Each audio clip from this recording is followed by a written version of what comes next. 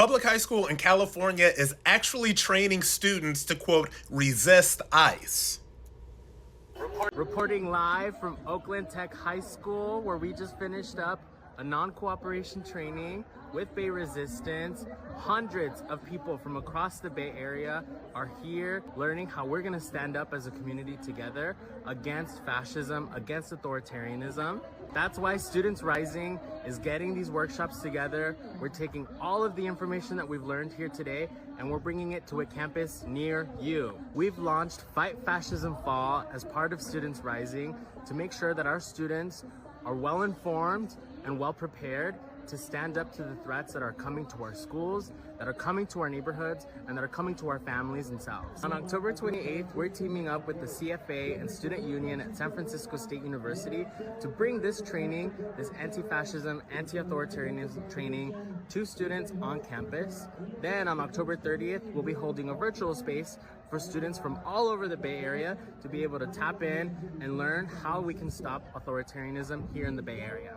As these threats from our administration keep rising, keep amplifying, keep getting stronger, we have to come together and we have to unify in order to stand up to these bullies.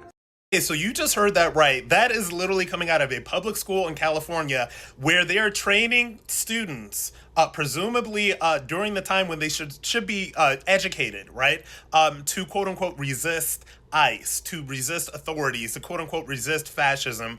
And so when we talk about the public school system and how it's basically just government funded far left propaganda that's being put on our students in these public schools, this is what I'm talking about. And it is no surprise to me that this is coming out of California, probably the most far left state in the nation. I feel like it's always a race to the bottom between New York and California, but I think that California is even more far left than New York.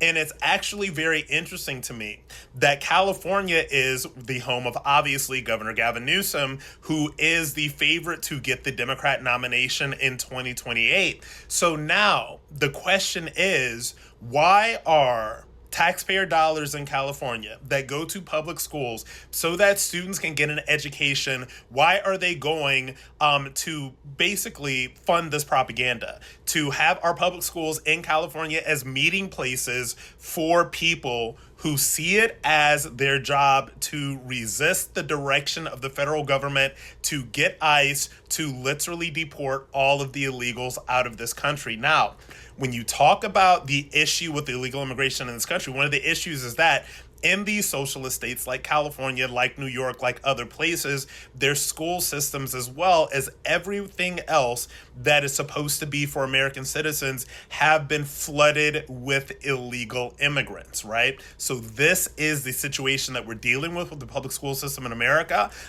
This is what we're dealing with in far left California. So not only do we have to deal with a public school system that is completely overwhelmed by illegal immigrants, we also have to deal with the public school system that is providing housing, that is housing and funding this sort of anti-Trump, anti-Republican, anti-ICE sentiment. And our taxpayer dollars are paying for this.